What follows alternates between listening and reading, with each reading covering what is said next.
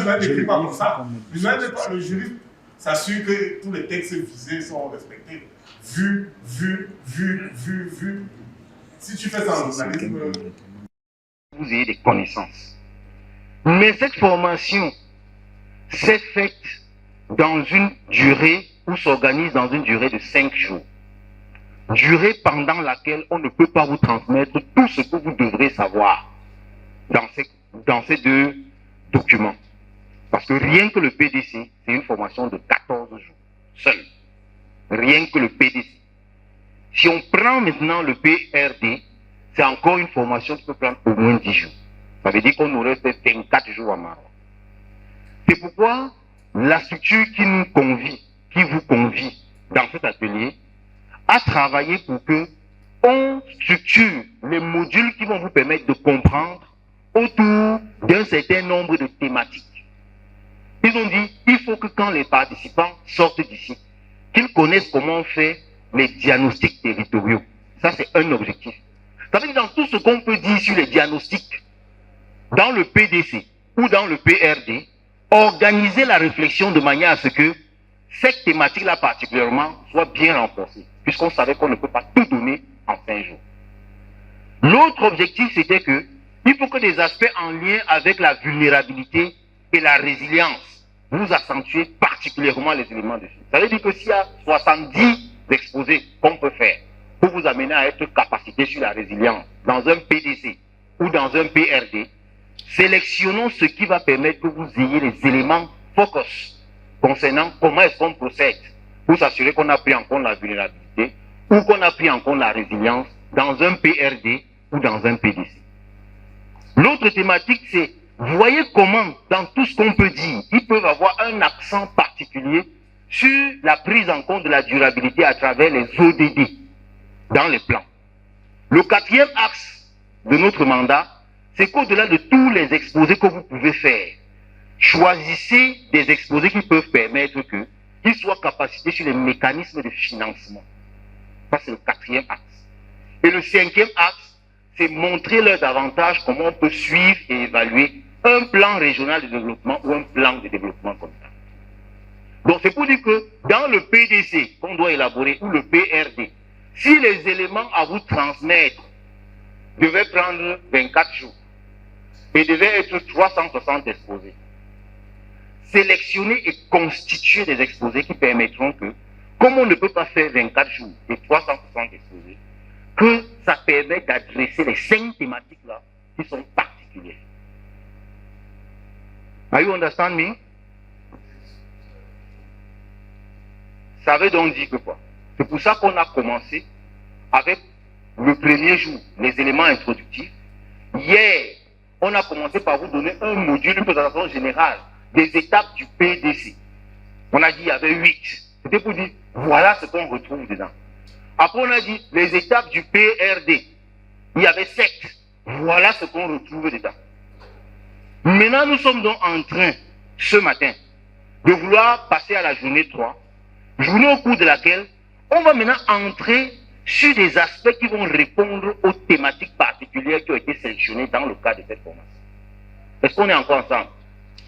C'est pour dire que ce n'est pas un kata qu'on va donner, mais on va donner les éléments filtrés qui permettent de répondre à ces thématiques pour que, si quelqu'un rentre ici et dit qu'en matière de diagnostic territorial, de diagnostic en planification, je sais exactement ceci. En matière de résilience, là, je connais exactement ceci. Et en matière de suivi ou de financement des PRD, voilà exactement ce que je connais. Donc, parce que quand on se fixe les objectifs, ça permet de bien organiser notre compréhension. C'est pour ça qu'au cours de cette journée, nous allons maintenant entrer de plein pied dedans. Et pour entrer de plein pied dedans, on va maintenant revenir sur les diagnostics. En fait, c'est un des axes de notre mandat. Dans les diagnostics, on va maintenant ne plus être sommaire, mais on va être détaillé sur ce qu'on va appeler les diagnostics dans le PDC et au niveau du PRD.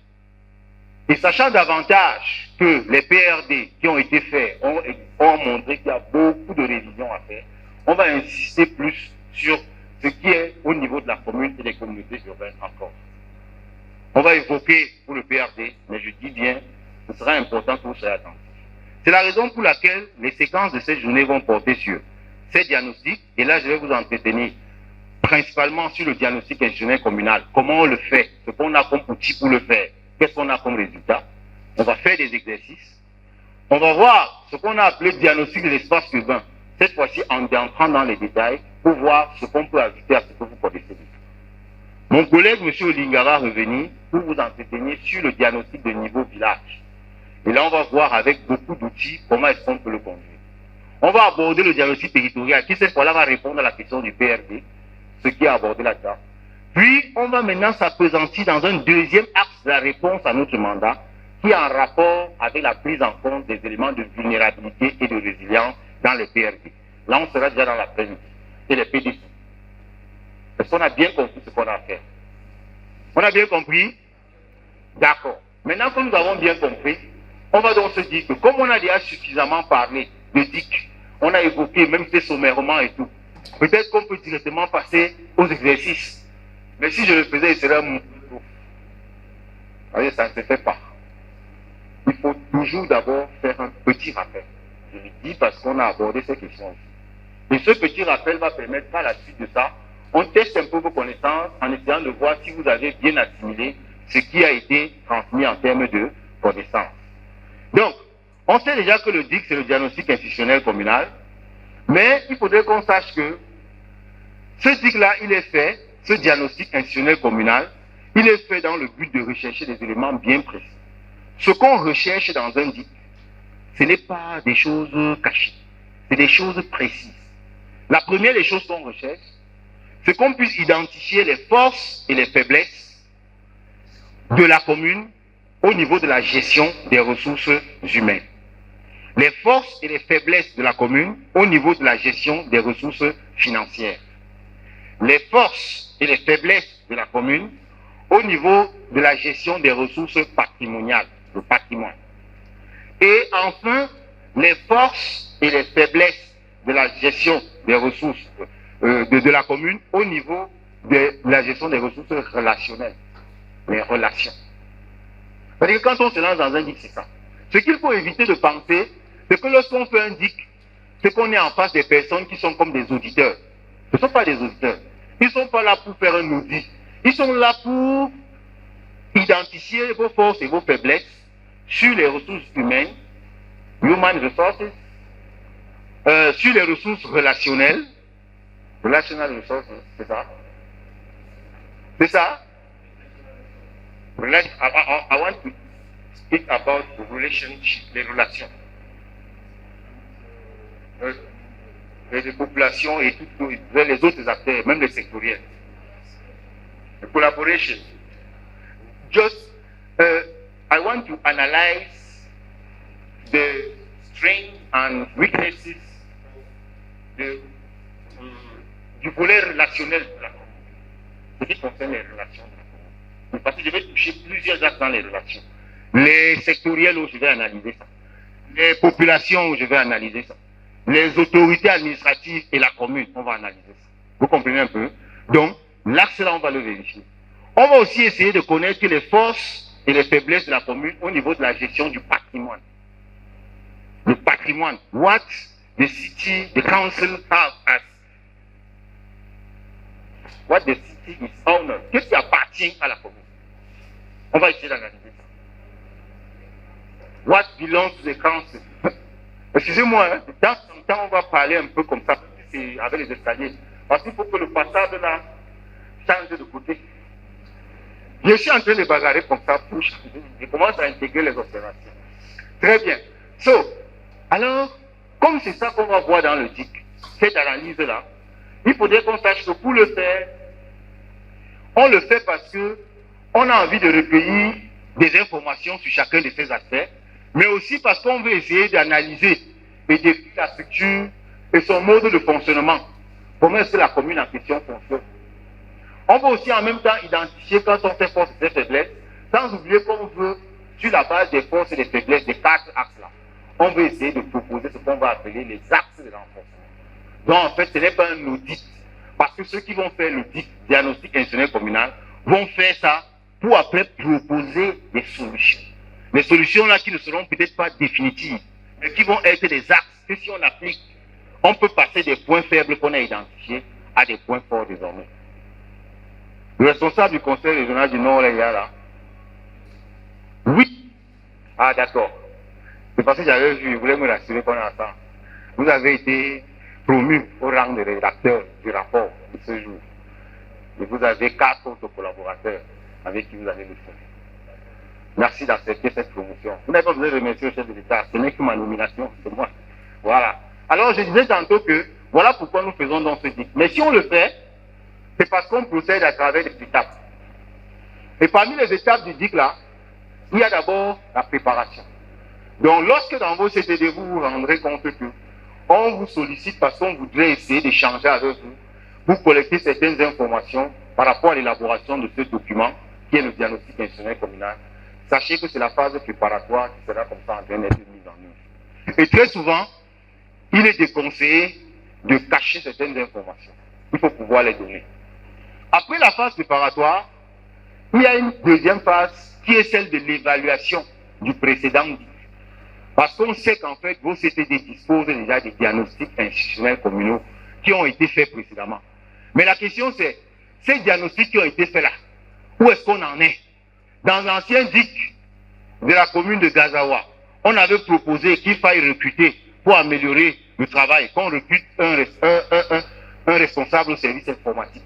Peut-être parce qu'on a constaté que Simba ne fonctionne pas normalement, parce que chaque fois qu'il faut manipuler l'ordinateur, les collaborateurs du maire qui sont concernés n'ont pas toute l'expertise qu'il faut.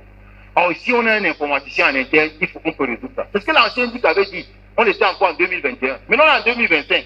On dit qu'on est en train de vouloir élaborer le plan de développement communal, comme la méthodologie demande.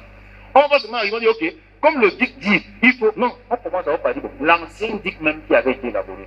Est-ce qu'on peut l'évaluer? Et son évaluation va consister à se dire, d'accord, comme l'activité qui consistait à recruter un informaticien pour qu'il soit là pour dépanner la commune, surtout ce qui concerne le volet informatique, avait été prévu. Qu'avons-nous fait? Parce que si nous, on n'a rien fait, on va encore reporter ça 5 ans plus tard dans le nouveau document, et ça va toujours rester ainsi, on aura les mêmes difficultés.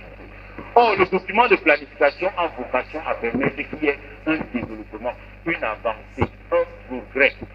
C'est-à-dire qu'on quitte d'une situation inférieure à une situation supérieure.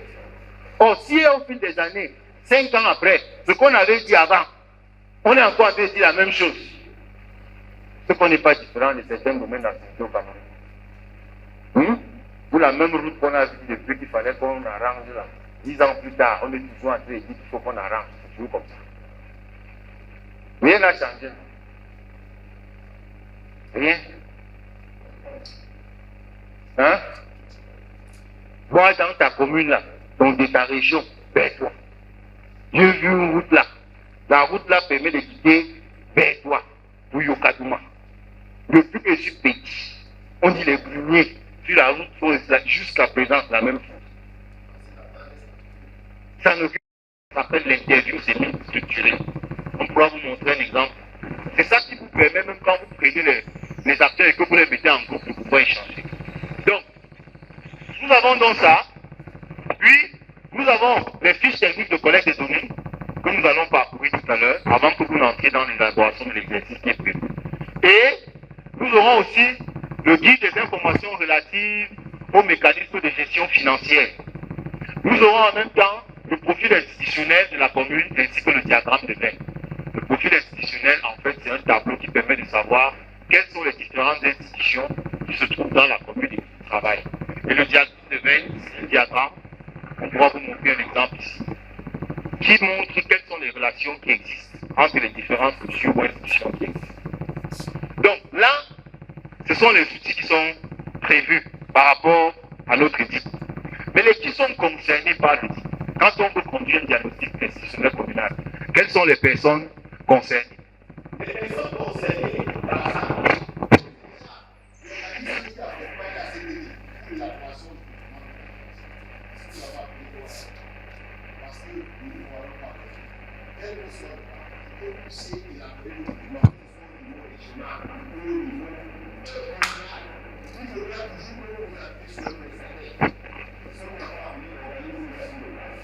C'est le maire et ses adjoints, parce qu'il est important que ces derniers puissent participer à l'exercice.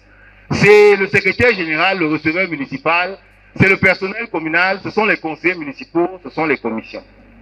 Ça, c'est aussi important, les commissions communales qui sont prévues. Ce sont aussi les sectoriels. Vous pourrez me demander pourquoi les sectoriels. Les sectoriels vont être des acteurs clés parce que il y aura des fiches qu'on va utiliser pour pouvoir collecter des informations auprès d'eux. Par exemple, la commune veut évaluer ses faiblesses et ses forces en matière de gestion des relations. Comment est-ce qu'elle gère ses relations? Pour ce faire, la commune va être obligée d'interroger les autres pour savoir ce qu'ils pensent. Moi, j'ai vu des communes où, ici au Cameroun, quand ils organisent une activité, moi, ici, c'est la commune, dans le sens, de la Famba, quand ils organisent une activité, c'est pour moi, je dis que même quand ils ne donnent pas l'invitation au sectoriel, vous allez dans la salle, ils sont au moins invités.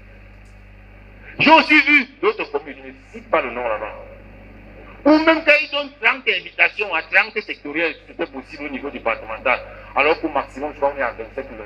Même quand ils donnent 27 invitations à 27 sectoriels, pour une activité, vous arrivez dans la salle, il y a 3 ou 4.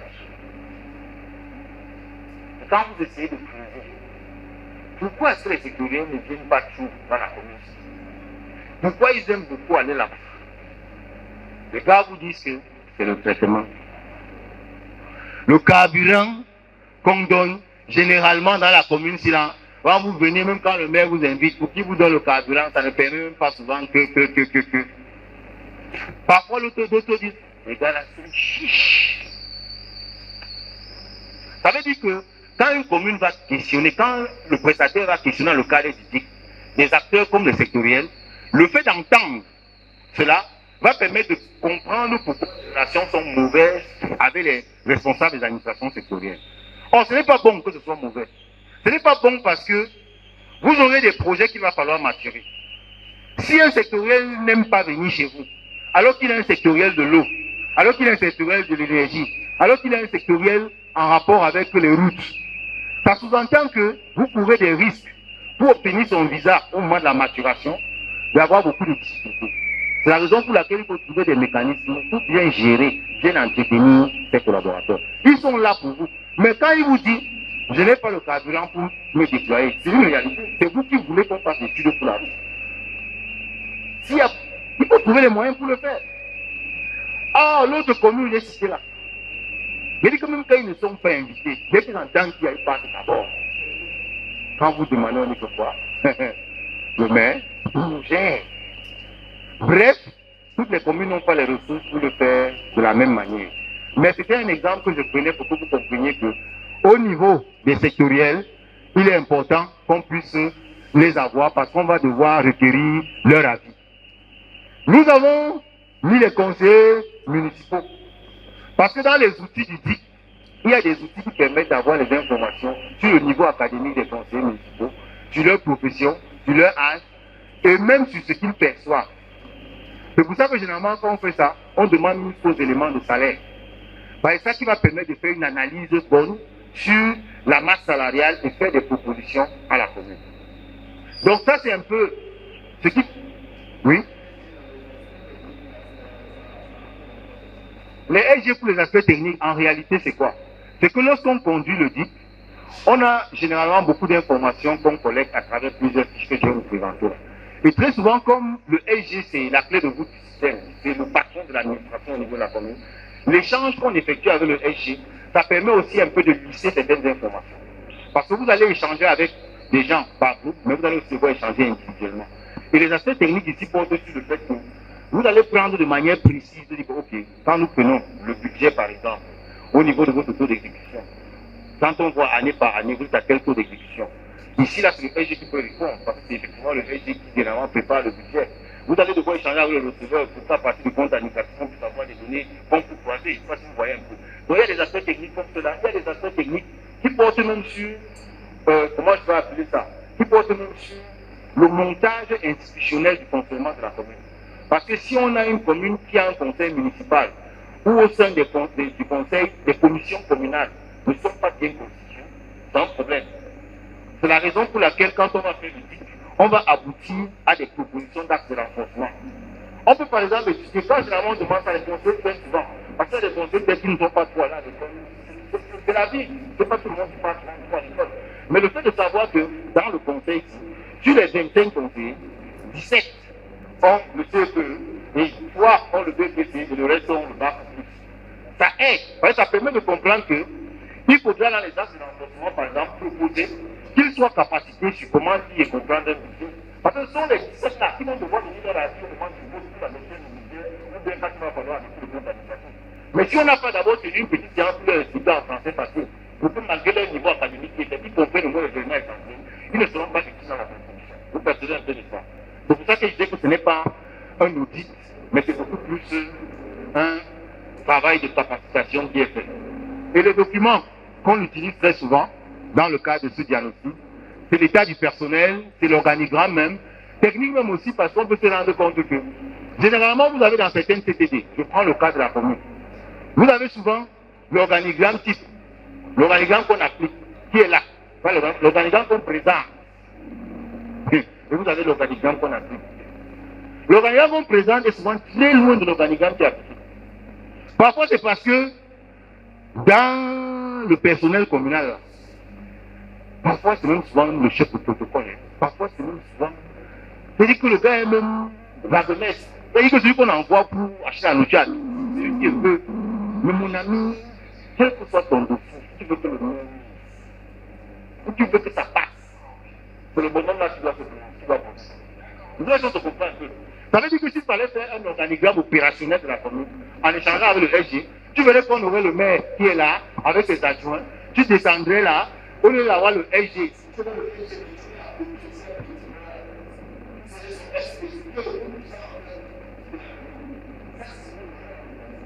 C'est parce qu'on fait ce diagnostic, on analyse ça qu'on peut identifier ces failles.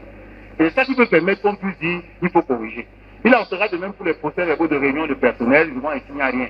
Parce que les réunions ne se font pas, il n'y a pas de réunion de coordination, rien. Dans les régions, conseils régionaux, comme dans certaines communes, il y a souvent ce cas de figure. On fait des mois et des mois, chacun passe dans les escaliers, on se tamponne, on ne se voit même pas. On dit que la commune avance pas ou la région avance pas. Vous ne vous asseyez pas pour faire le point de vos activités. C'est un problème qui est fait.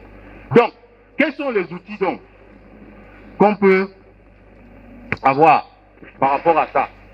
Je disais tantôt que on évalue, il y a l'évaluation de l'ancien DIC, les données qu'on collecte, on procède à un diagnostic, tout ça est développé là.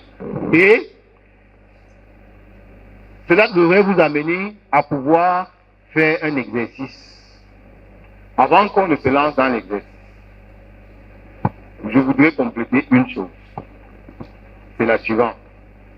Quel que soit ce qui est fait dans le cadre du DIC, diagnostic institutionnel communal, l'objectif c'est de sortir les forces et les faiblesses.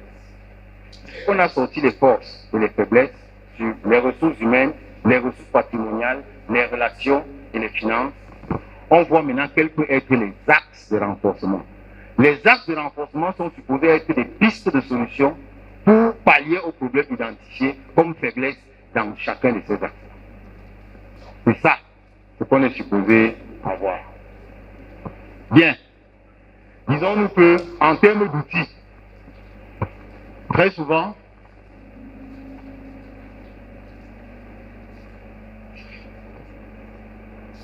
en termes d'outils,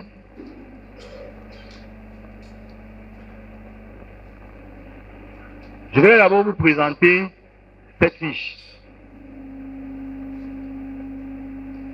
La fiche s'appelle éléments clés du DIC.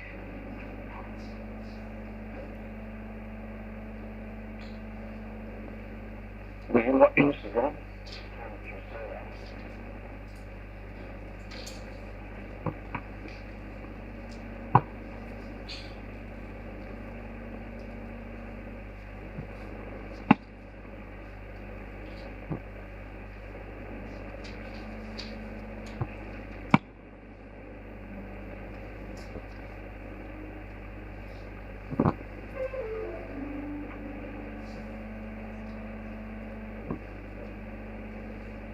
Alors, pour cette fiche des éléments clés du DIC, c'est une fiche qui est généralement utilisée pour la collecte des données.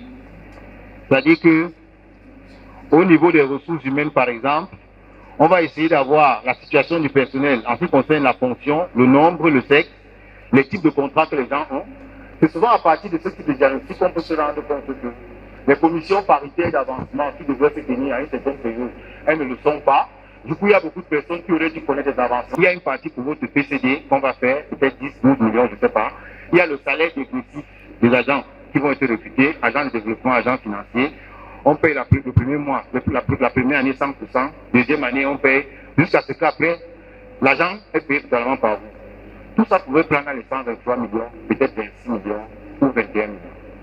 Le reste de 102 millions, c'était pour réaliser les projets sortis du PCD. Moi, ici, tous les noms. J'ai donc vu une commune là, dans le centre. C'est-à-dire qu'eux, ils sont à l'aise pour fonctionner. On a fait le PCD, on a tout. Maintenant, quand il est question de dire okay, que votre conseil municipal se prononce sur les projets prioritaires qu'on peut retenir, qui peut produire l'enveloppe de 102 millions. Le gars reste, vous regardez. 6 mois passent. Le coordinateur fait les missions pour dire vraiment, allons, il paye des changes, il convainc que, mais qu'est-ce qu'il m'a. Le maire regarde seulement. Il dit, non, on va voir. Pendant laisser, je vais réfléchir. Pendant, je vais réfléchir. Non, mais il me dit, un an passe. Les partenaires même disent, il y a que mais l'argent là, alors qu'à côté, il y a d'autres communes qui avaient pompé pour eux, qui attendaient seulement. Les Mengans, comme ça, il y a 320 millions, il y a pris. Il dit que s'il y a une commune qui ne connaît pas, nous, on va. C'est un jour qu'on essaie de comprendre. C'est là où on apprend qu'en fait, il y a trop de batailles politiques. Et apparemment, le magistrat municipal craignait que s'il choisissait des projets qui seraient réalisés quelque part, ça aurait fait du bien à certaines élites et ça aurait énervé d'autres. Au point où on est resté dans une situation où on est calé comme ça. Ce qui n'est pas normal. Or, on devrait pouvoir être dans une situation, tant qu'il y a la ressource, on la consomme. Vous voyez un peu? Il y a donc des communes qui fonctionnent comme ça. Ils sont là sur place. Parce que même consommer le fait. Il y a une autre là qui est même chose. Ils ont dit que tant qu'ils ont leur CAC, ils payent leur salaire, ils se gênent. Le reste, c'est les affaires. C'est pour ça qu'on est obligé de faire cette évaluation quand on veut lancer le nouveau DIC. Donc, on essaie de voir les relations avec les partenaires.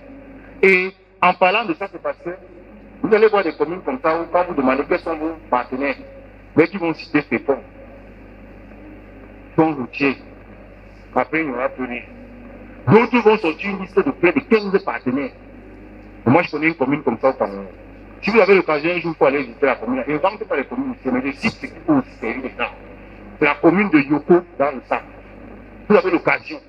Parce que cette commune, en 2009, c'était la forêt presque partout. La brousse presque partout. Le maire ne faisait comme vous. Le centre urbain sera là-bas. Nous allons faire ceci. Et il travaillait par rapport à ça. Je ne fais pas sa campagne, hein. Il peut gagner, il peut perdre, ça le regarde. Moi, c'est que je suis un développeur. Et aujourd'hui, en 2025, vous allez Yoko. GIZ, Yoko, ce n'est qu'un arrondissement, c'est pas un département. GIZ est installé avec une base, avec des frontières. Il y a une activité.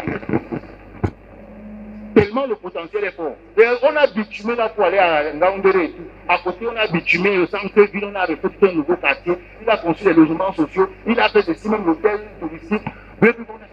Tout ça là, quand vous demandez ici, il vous dit c'est Forest of Future, le GIZ, qui a financé ça.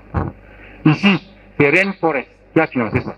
Ici, c'est quand il commence à lister, vous avez au moins 22 partenaires. C'est-à-dire que nous, les PNDP, on était loin en bas là-bas, donc, alors que souvent dans cette commune, on est parmi les premiers. Donc ça veut dire qu'en termes de partenariat, si on veut évaluer les réductions, il faut prendre en compte cela. C'est pour ça que quand vous allez faire l'exercice sur le DIC là, essayez d'être suffisamment ouvert d'esprit pour voir ce qui peut être pris en compte. Donc, ça c'était quelques outils. J'ai présenté cette fiche. Et puis, l'autre fiche que vous devez connaître, c'est ce guide de collecte des données générales, qui présente un certain nombre d'informations que vous devez avoir. Ça, c'est toujours au moment où on veut réaliser ce DIC. C'est une fiche qui est très utile. Il y a des tableaux qu'il faudra remplir à un moment donné. Quand je parlais du guide d'ISS, voilà un peu. Avec les sectoriels, par exemple, on demande, existe-t-il une relation entre vos services et la commune? Si oui, laquelle? Quelles sont vos attentes par rapport à la commune? On entend souvent la magie ici. Quel est votre regard critique externe par rapport à la commune? Quelles sont les informations qualitatives ou quantitatives de la commune en rapport avec la mission, le service technique concerné? Voilà des aspects sur lesquels on échange. Et ça permet simplement d'être capacité et d'avoir des données qui vont permettre de proposer des solutions. Vous avez des différentes fiches techniques aussi.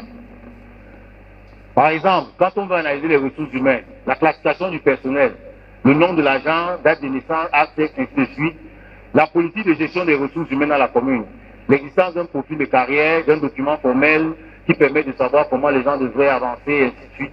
Voilà, tout ça. La viabilité organisationnelle. Existe-t-il un cahier de charge pour le personnel? Il y a des communes, les gens partent du travail quand ils veulent, ils sont permanemment en commun. Moi, j'ai vu des communes comme ça. Il y a 2 personnels permanents, le gardien et la secrétaire qui reçoit les dossiers. Si on veut faire l'acte de quoi là, l'acte de naissance. Oui, l'acte de naissance. On appelle un adjoint. Je n'ai pas parlé du maire, je vais dire un adjoint. Le papa de rôle qu'on avait à donner. Donc, du reste là, vous demandez, moi j'ai vu une commune comme ça là, dans une région que je ne vais pas citer. Quand vous demandez n'importe quel personnel, jusqu'au cadre communal de développement, il est où? Ils ne sont pas là, il s'est déplacé. Après, tellement c'est fort, j'ai demandé un jour, bon, attendez un peu. Déplacer là, c'est quoi? Ils ont changé le mot. Il est sur le terrain. Sur le terrain là, en fait, c'est quel terrain? Parce que moi, je ne comprends pas. Le terrain là, c'est où? En fait, c'était un terme qu'on avait choisi pour marquer le fait que les gars font leur business ailleurs. Et ils voulaient se faire tout à l'heure. Ils sont être performants comme ça. Voilà pourquoi le guide que nous présentons ici a pour but de mettre ça en lumière, sortir ces faiblesses-là. Donc, voilà l'autre outil, comme j'expliquais tantôt, et cet outil va permettre donc de connaître. Vous avez donc le fonctionnement des services, quel est leur matériel de travail, quelles sont leurs missions, et ainsi de suite, ainsi de suite. Vraiment, il y en a tellement. En termes d'outils, de fiches, de tableaux, si vous voulez seulement remplir ça, ça peut prendre toute une journée, on ne terminera pas. Et puis après, comment est-ce qu'on présente la fiche synthétique qui présente les données? Telles que vous voyez là, les questions sont là. Voilà un peu. En ce qui concerne la présentation du DIC et les outils qui devraient être utilisés. Maintenant, nous allons essayer de faire un exercice. Je crois qu'on a déjà récupéré les fiches. Pour faire l'exercice, on va faire 4 groupes. Ce que vous allez faire, c'est que vous allez simplement, certains vont prendre leur chaise, ils vont laisser leur chevalet, ils vont venir placer en face des autres. Mais il faut qu'il y ait 4 groupes. Vous êtes des adultes, je ne vais pas parler à quelqu'un. Vous-même regardez, il faut que toute la salle, 1, 2, 3, 4 de ce côté, il faut qu'on ait 4 groupes. Parce qu'on va travailler sur 4 axes. Ressources humaines, financières, patrimoniales. Vous laissez les tables de telle façon, prends simplement les chaises, on aligne, comme ceci. On va essayer de faire un petit travail.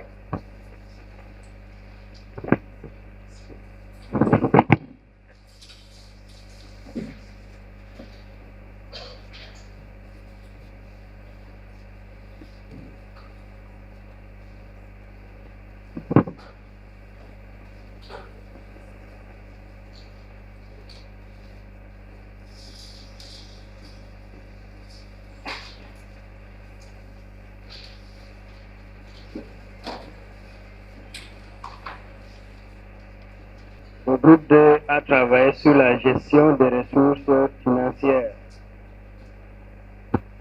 Alors, au niveau de la colonne contrainte, nous avions la dépendance accrue de la commune aux ressources extérieures BIPCAC et le faible taux d'exécution du budget. Alors, le groupe a pensé que ces 2 contraintes doivent quitter la colonne. C'est plutôt l'incivisme fiscal des contribuables locaux qui doit être considéré comme contrainte. Au niveau des forces, nous avons la formation en finance avec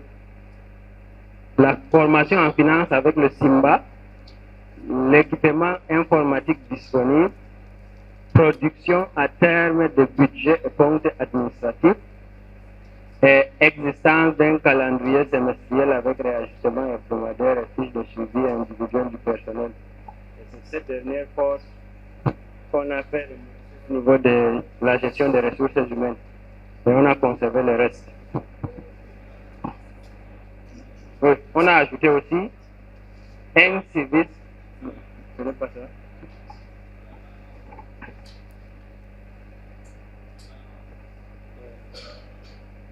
Voilà, la tendance à la hausse du budget. Confort.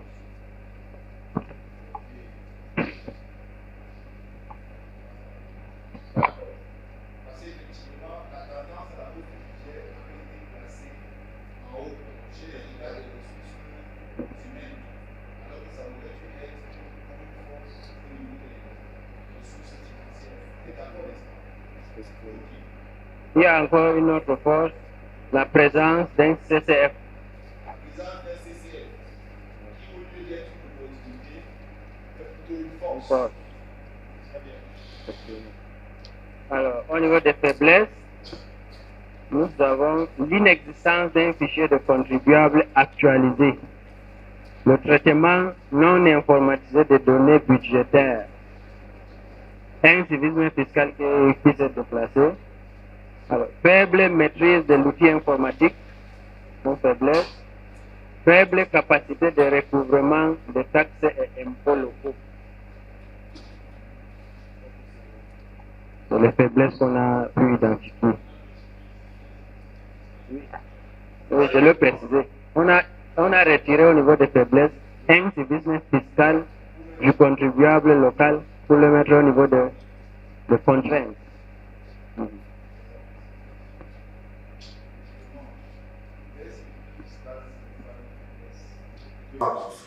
Surtout ici où la chefferie traditionnelle est bien installée. On peut se dérober dans l'art narratif en utilisant des calembours, des faux fuyants. On peut faire usage des langues locales, ce n'est pas interdit. Des formules locales. Vous voyez, à Yaoundé, quand quelqu'un fait, et ça dépend des gens, si quelqu'un fait le genre opinion et qu'à un moment il dit que waouh, papa. Dans un genre opinion, vous avez suivi les billets d'Alain Belbi à 7h30. C'était quoi, Jean-Pierre? C'est bien de 7h30, signe de temps. Mais il disait des choses graves, hein, sur l'antenne de la CRTI. Il réussissait à le faire. Parce qu'il a Alain Belbi, c'est pour moi le plus grand rédacteur que la presse ait connu. Peut-être, bon, je n'ai pas trop écouté à Angolo, mais mon père écoutait à Angolo, c'est un monstre. Mais moi, je parle de celui que moi j'ai écouté. C'est un monstre. Il vous disait des choses vraies en se dérobant derrière l'écriture.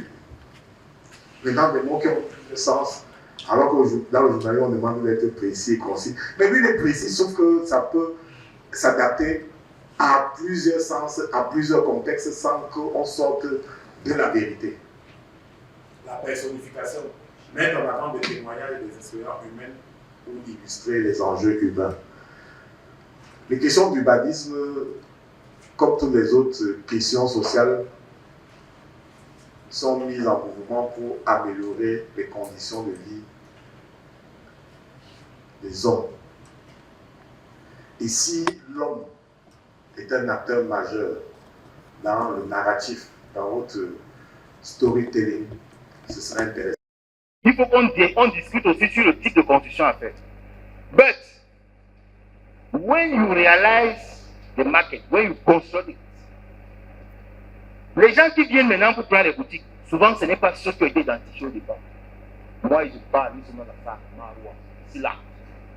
Vous êtes là, avec le projet capital régional là. Il y a un quartier ici, le nom, c'est un nom un peu compliqué là, parce que je suis là-bas. Quand on a voulu travailler l'axe là, c'est un endroit où les gens vendent un peu la nourriture autour, le long de la route et tout, vous voulez le monde était là-bas. Le coordonnateur nous dit que on a compté les mamans là, elles vendent les légumes, les pastèques, les fruits, on a compté. Parce qu'on on devait construire à côté un endroit où ils devaient vendre. Pareil pour la viande de soya et tout. Dès qu'on a commencé à construire, ça correspondait au nombre de personnes qu'on savait qu'on va récupérer de la route pour positionner, parce qu'on va travailler la route. Mon ami, quand nous passions là-bas, le nombre de femmes qu'il y avait, c'était plus le nombre qu'il y avait au début. Donc on commençait à construire. Donc, dès qu'ils vont finir avec le travail sur la route là, quand il faudra regarder, on a près de 75 femmes maintenant, alors qu'au départ, c'était à peine 23 ou 25 qui avaient été là. Donc tu comprends que là, on a un souci entre ce qu'on prévoit au départ et ce qu'on réalise à la fin. C'est pour ça que pour que ce soit une force, même si vous avez discuté, même si vous êtes accordé avec eux, si après, on ne prend pas les boutiques pour faire exactement ce qui était prévu. Ça va rester une faiblesse pour vous. Parce que vous allez vous retrouver dans une situation où, dans votre compte administratif, on voit comment on déduit toujours le montant de l'endettement que vous avez sollicité pour pouvoir payer. Dans vos CAC, on coupe, peut-être parce que vous avez pris un peu au FECOM. Alors que quand on voit les entrées, ce qu'on collecte en termes de taxes par rapport à ce marché, on voit qu'il est tout lourd, trop fait. À ce moment, ce n'est pas une force. It is just an opportunity, but une opportunité où tu ne perçois pas le maximum de ce que tu devais percevoir. Une opportunité n'est pas une force. Une opportunité n'est pas une force. C'est quand on capitalise l'opportunité qu'on ça devient maintenant la force. Le groupe 2 a décidé. Groupe 3. Ok, merci. Bonjour à tous. Déjà le bon après-midi. Hein? Okay. Contrainte, gestion des relations, faible accès à l'information, donc on ne touche rien là-bas. Force, on ne touche rien aussi. Au niveau des faiblesses, on fait descendre juste faible capacité de diplomatie locale dans la recherche des partenaires. On le fait descendre en bas. Et le reste, on maintient. Je pense que c'est tout.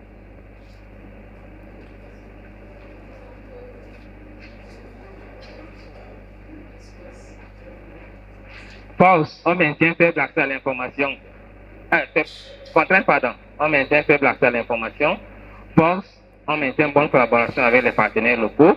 Faiblesse, on maintient le 2 aussi. Faible capitalisation des partenaires locaux internationaux. Faible intérêt pour les TIC. Et on fait aussi descendre celui-ci. Faible capacité de diplomatie locale dans la recherche des partenaires. Et on maintient opportunités et potentialités. La grande diversité des partenaires PNDP, PECOM, CCD et CVIC. Quelques aspects là. Très bien. Maintenant que vous avez fait ça, on va sortir de là avec un dernier.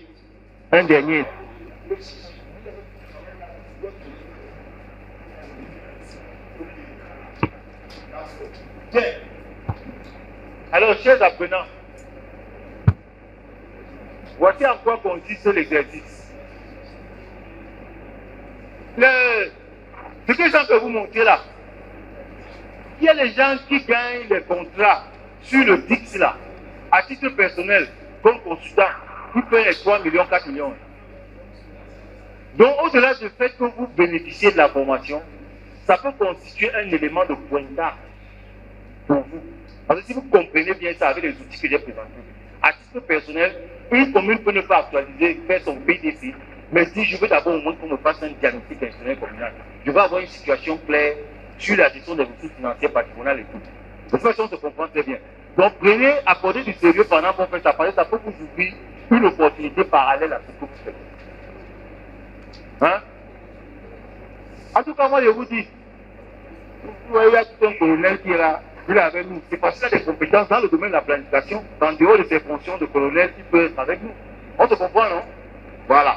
Maintenant, je vous présente une chose. Le tableau que vous voyez, c'est un tableau qui ressort les forces et les faiblesses.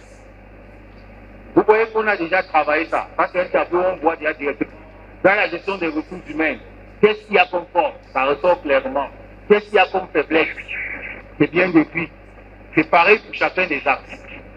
L'objectif, quand j'ai entamé mon propos avant cet exposé, je vous ai dit, voilà les autres, gestion du patrimoine et autres. Je vous ai dit que le but de ce travail, de ce diagnostic, c'était de parvenir à faire ce qu'on appelle les axes de renforcement. Les axes de renforcement sont supposés être des propositions de solutions palliatives qui pourraient traiter le problème. Donc, ceux qui ont changé de groupe, en groupe, là où vous êtes là, où vous êtes, sauf qu'il y a un autre changement qui s'effectue. Ceux qui sont ici, sur la rangée ici, ils viennent ici. C'est des techniques de vérification simples. Après les techniques numériques, on revient au fondamental, la relationship entre les sources autour du sujet et nous-mêmes. C'est-à-dire que c'est comme. Bon, le groupe 4 qui a travaillé sur l'axe gestion du patrimoine, il a été demandé à ce groupe de proposer des axes d'amélioration à partir des faiblesses. Bon, Au niveau des faiblesses, l'instabilité du proposé matière. Comme acte d'amélioration, nous avons proposé de mettre en place un système d'évaluation régulier et aussi d'optimiser l'environnement du travail.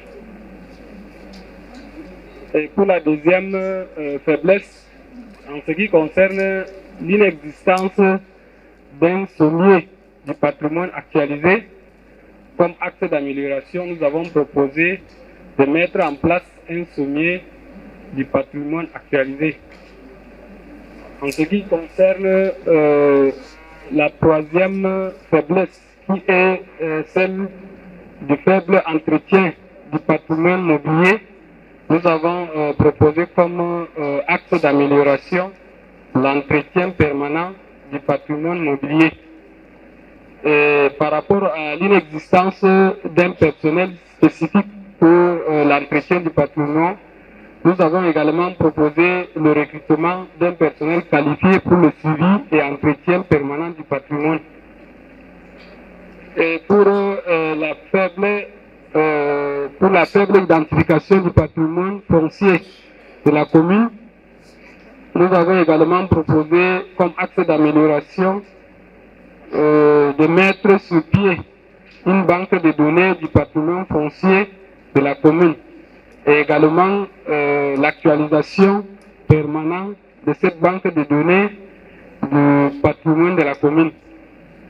Et pour l'avant-dernière faiblesse, qui est l'insuffisance du patrimoine, l'insuffisance du matériel roulant, nous avons proposé comme axe d'amélioration l'acquisition du matériel roulant et l'entretien permanent de ce matériel roulant. Et enfin, par rapport à la dernière faiblesse, qui est l'insuffisance du matériel de bureau, l'ordinateur et classeur, nous avons proposé comme axe d'amélioration l'acquisition du matériel de bureau et de veiller à l'entretien et à la mise à jour de ces appareils selon un calendrier bien défini. Merci pour votre aimable attention.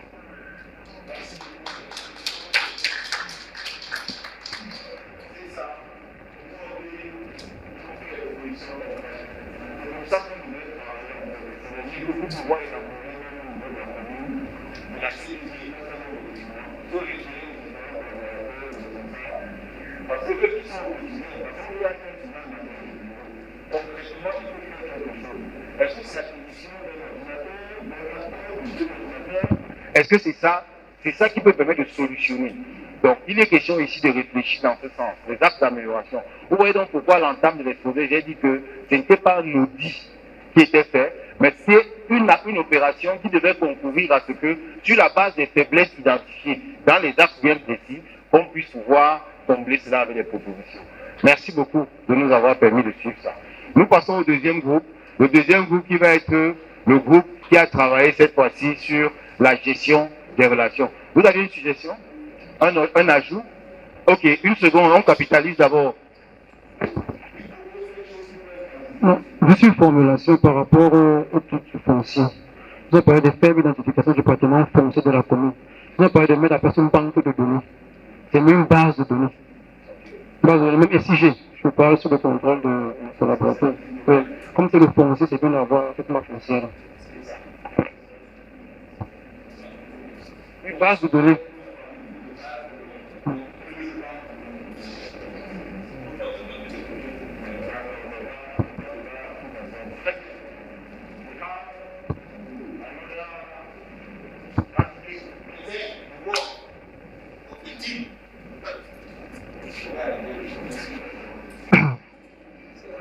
Bonjour à tous. Je m'en vais vous représenter le travaux du groupe 2 concernant gestion de relations. Pour les faiblesses, collaboration timide entre la commune et la communauté urbaine. Ici, nous avons proposé la mise en place d'un cadre de concertation.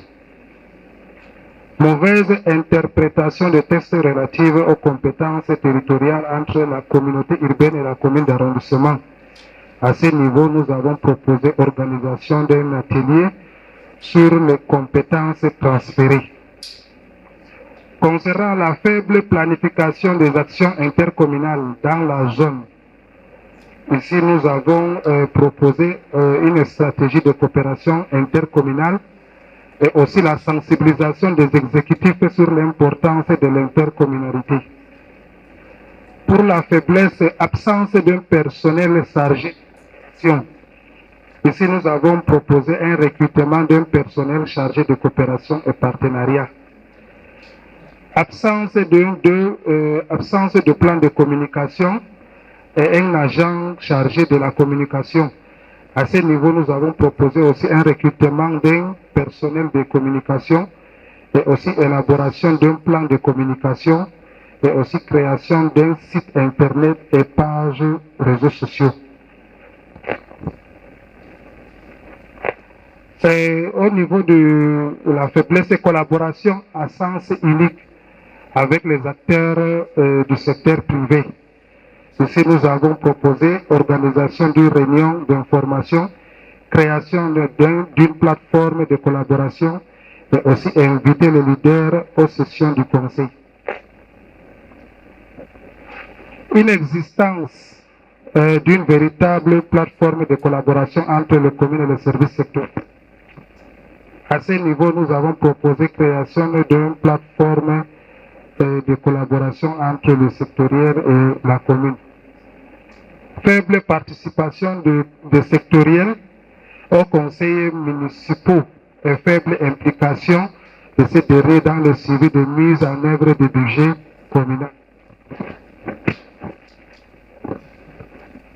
À ce niveau, nous avons proposé, il faut inviter les sectoriels et faciliter aussi leur prise en charge au niveau du conseil municipal. Donc, concernant le faible transfert de ressources relatives aux compétences transférées, à ce niveau, nous avons aussi proposé peut-être faire un plaidoyer. Merci beaucoup.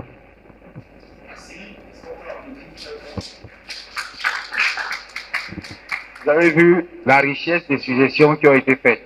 Quand je vais présenter ce qui fait office de corriger ici, vous allez vous rendre compte que vous allez apporter des éléments supplémentaires parce que ceux qui ont proposé quelque chose, ils n'ont pas la science infuse. Mais avec les idées que vous suggérez, ça montre qu'on peut enrichir cela. On se comprend, n'est-ce pas? L'objectif ici, c'est de comprendre que, quelle que soit la faiblesse identifiée dans un arc, il faut qu'on trouve l'axe de renforcement qui va permettre de gérer cela. C'est ça l'objectif. Je vais donc convier les rapporteurs du groupe qui est à ma gauche. Attends. C'est seulement les hommes qui parlent ici. Elles sont en fait. Justement, comme c'est la semaine des femmes, c'est l'occasion pour qu'une femme vienne nous présenter comment. Nous, on est jeunes d'institution. Et pour mener l'égalité, j'ai vu ça sur un pain là, 5 ans.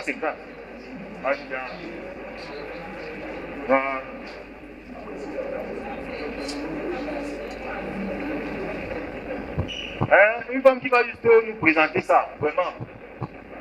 Please. Oui, madame.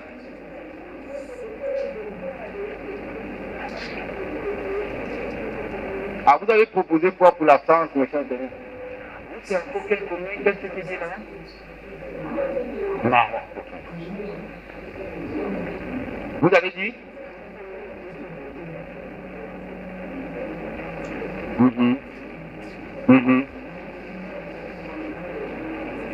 Donc en réalité, la solution qu'il propose, c'est qu'on puisse autonomiser l'accès à Internet au niveau de la commune.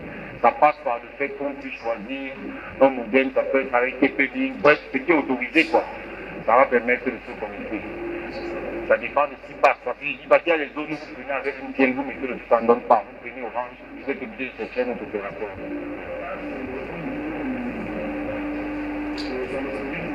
Yes.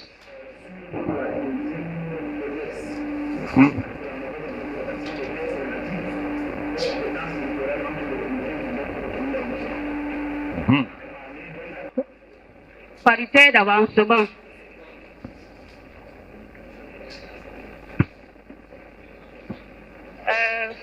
Faiblesse 2. Inexistence d'un règlement intérieur.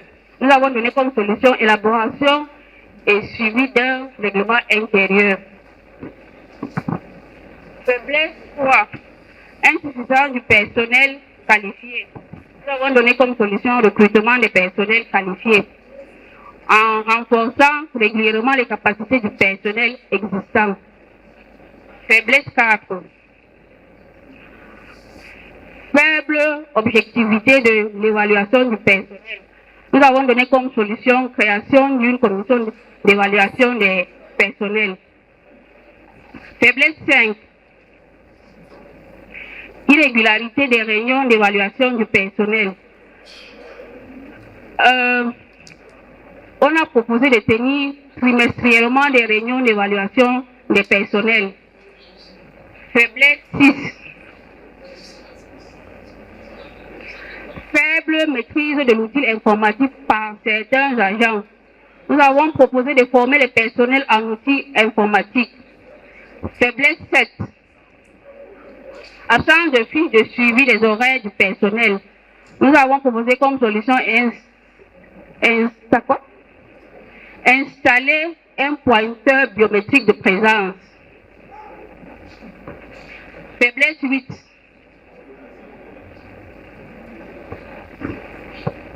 Faible exploitation du potentiel technique du personnel compétent. Nous avons trouvé comme solution l'acquisition des matériels de travail. Tu as sauté. Faiblesse 10. Inexistence d'un fichier faisant état de l'identité des conseillers municipaux.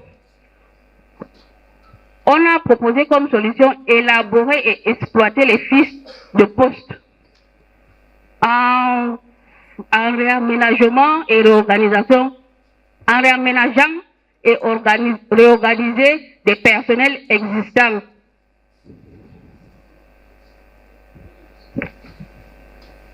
Faiblesse 11. Faible suivi de la mise en œuvre du budget communal par les conseillers municipaux. On a proposé comme solution renforcer les capacités des conseillers sur l'exploitation des budgets du budget communal. Et la dernière faiblesse, nombre insuffisant des commissions opérationnelles au sein du conseil. Nous avons donc proposé créer autant de commissions opérationnelles. Merci. Merci beaucoup, madame. Vous voyez que le groupe peut aussi aller ratisser suffisamment large. Mais c'est des éléments qu'on peut davantage enrichir. Si on étendait à tout le monde, je suis sûr que vous auriez encore apporté d'autres choses. Nous écoutons maintenant le groupe qui va nous présenter l'élément. Madame, vous avez résisté. Frère, devant les femmes, tu peux gagner facilement. On va juste le porter. Il y a encore les exercices. C'est fini. Elles sont un peu briguées le mandat. Écoutons le monsieur. Ça va aller. Je comprends maintenant. Pour la faiblesse, pour la faible participation des populations à l'initiative des projets et à l'élaboration du budget, nous avons proposé comme axe organiser une consultation citoyenne sur l'initiation des projets amenés dans la communauté, organiser un débat d'orientation budgétaire, créer et redynamiser les comités des quartiers et la création des cadres de concertation pour le développement économique et social. Pour la faiblesse 1, faible participation de la population à l'initiation des projets. Pour la faiblesse 2, faiblesse de l'assiette fiscale communale. Nous avons proposé la recherche des niches de recettes comme l'exploitation des carrières, la promotion des AGR comme les parcs engins, les parcs automobiles et consorts. Pour la faiblesse 3, fichier du faible sensibilisation de la population dans le paiement des impôts. Nous avons proposé sensibilisation des populations sur le paiement des impôts, le renforcement des capacités des agents communaux sur les différentes impositions et sur les différentes impositions. Pour la faiblesse numéro 4, faible maîtrise des différentes impositions imputables aux populations locales. Nous avons proposé l'enregistrement et l'élaboration, la numérisation et l'archivage du fichier du contribuable. Pour la faiblesse numéro 5, nous avons proposé sécuriser les recettes, former les agents chargés du recouvrement. C'était tout. Merci. Merci beaucoup.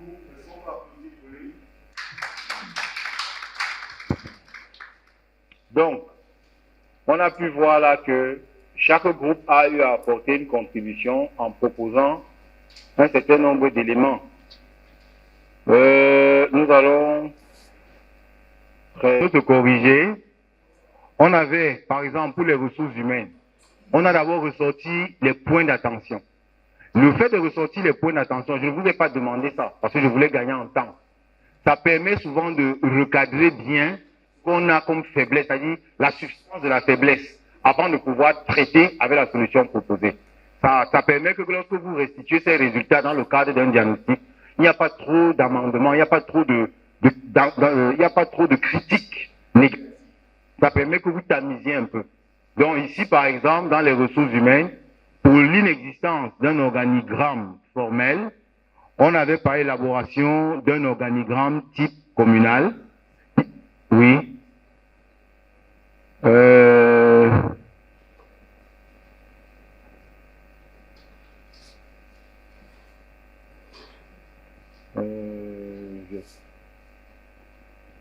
J'espère que...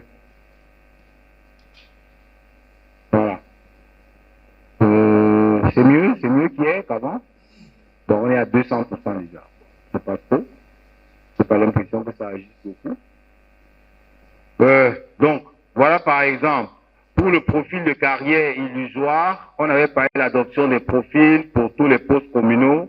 Mais en fait, l'idée ici, c'était qu'on puisse sortir un document, comme il expliquait tout à l'heure, où, en fonction des différents postes de responsabilité, on a une sorte de présentation qui permet d'avoir une visibilité sur le futur. Que les gens ne puissent pas seulement se dire, je suis dans la CTD comme ça, je suis entré comme ça, je ressortirai comme ça. Qu'on puisse avoir une perspective qui soit là. Donc, ça, c'était au niveau des ressources financières, on a pu sortir. Bon, on a spécifié un peu le conseil municipal, c'est les ressources humaines en fait. C'était parce que ici, on voulait particulièrement montrer que sur la base des points d'attention en lien avec le conseil, voilà. Mais tout ça, ça rentre dans les ressources humaines. Ça, c'est parce que c'est le corrigé qui doit être un peu plus détaillé, que nous avons un peu spécifié comme ça. Donc, vous aurez ça dans le dossier de l'atelier électronique et tout. Donc, c'est un peu ça la logique. Je vous ai dit ici, on ne peut pas dire tu as mal dit ci ou tu as mal dit ça. On peut seulement recadrer. Par exemple, dans le groupe C qui est passé, ils ont fait des propositions. Mais plusieurs de leurs propositions sont des propositions difficilement applicables parce qu'elles exigent des ressources financières fortes. Il y avait des ateliers, il y avait des consultations citoyennes, qui sont bonnes. Il faudra maintenant, au moment de la mise en œuvre, redimensionner l'activité pour être sûr que ce n'est pas une équipe de plusieurs que vous envoyez faire ces consultations, auquel cas le coût du carburant, du transport et tout risque de faire que les TDR restent stockés, qu'on ne le fasse jamais, mais qu'on va peut-être désigner le cadre dont l'activité se rapproche le plus pour que ça réduise un peu et qu'on permette de faire. Parce qu'on fait beaucoup de propositions, mais il faut aussi garder un petit réalisme qui veut que dans notre contexte, les ressources financières étant de plus en plus rares, pour certaines activités, on essaye de les redimensionner. Parce qu'il y a beaucoup de dicts qui ont été faits avec beaucoup de suggestions intéressantes, mais qui n'ont jamais été appliquées.